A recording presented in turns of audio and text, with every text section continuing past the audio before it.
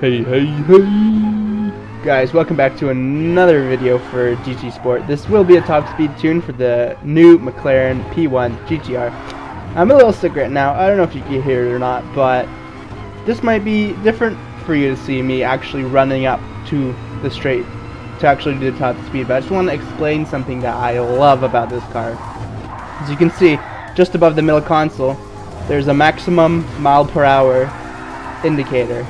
So that pretty much throughout your entire race shows you the fastest you've ever gone, and I wish all cars had this because it's so awesome for two reasons. One, it has a decimal place.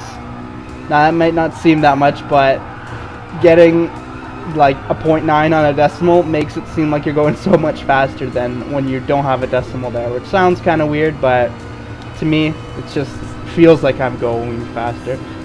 And two, you can still hit a wall and it'll still show your top speed, so it's a lot easier to actually know how fast you went.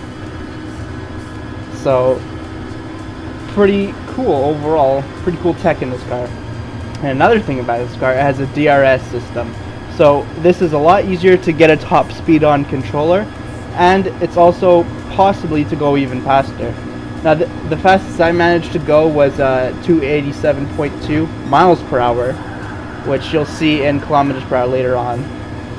So the reason why I say controller is a lot better for controlling this car is because you can do precise movements without actually interfering with the DRS, which allows you to pretty much just go faster. And our first run was 284.7, which already is faster than a lot of Group 1 cars. Now this car is in Group X, which is really unfortunate, but it's a real life car, so I want to say that this is like a legit time, but as you know, I don't really consider Group X cars to have like actually legit speeds for fastest cars in the game. So starting our second run here, we are able to go actually quite a bit faster because we don't have to worry about the straight and DRS going down this way. So this car, good thing, shows miles per hour and kilometers per hour, so it makes my job of conversion a lot easier.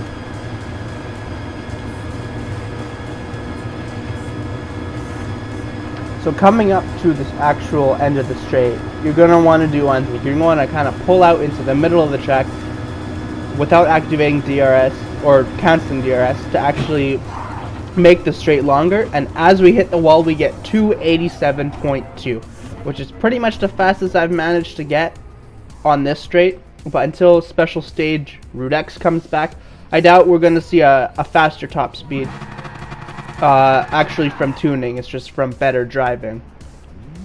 Now I want to do something special for this car, and I wish I would do this for all cars, but I usually forget by the time I show the top speed tune. So anyway, here's the tune itself. Nothing like too crazy, just lower the car, lower all the downforce, make it as smooth as possible. And the gearing here is really specific, but not overly complicated. I find that if the 7th gear is at 690, it makes reaching the top speed up to 87 a little bit easier. But anyways, on to the special part. So I decided to see how fast I can get this car to go because it has the maximum miles per hour indicator. So I had slipstream on strong, boost on strong, which pretty much with these setups makes it so you have really fast draft potential, and if you're a lap down, for an example, you get extra speed, allowing for more close racing online. But since we're doing this, we're going to get a speed boost from being in last place and stronger downforce down the straight. And you'll see some incredible top speeds here. So the initial setup for this is pretty much just wait for the cars to go around. I decided to do this on an endurance race. Make sure you have no fuel or tire wear on, so your car will always be at its lightest and have no fuel pretty much in it as you're running a hot lap. Now cutting ahead to when the cars actually crest over the hill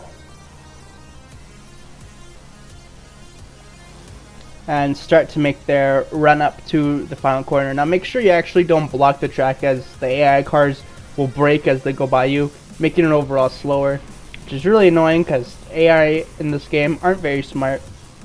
but that's nothing to really fret over because we're still going to be able to draft all these cars as they go by. Now, I choose to wait till the last car goes by, but you can get away with probably maybe 10 cars going by at once. So I decided to do this in third person so I can actually make sure when I'm weaving around traffic I don't activate my DRS or unactivate it. So right now it's unactivated, but as you see when you'll straighten out, or I guess we won't see, but the DRS flap will go down.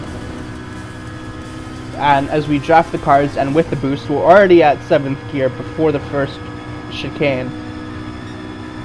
Already at 290. Just weaving through the traffic here.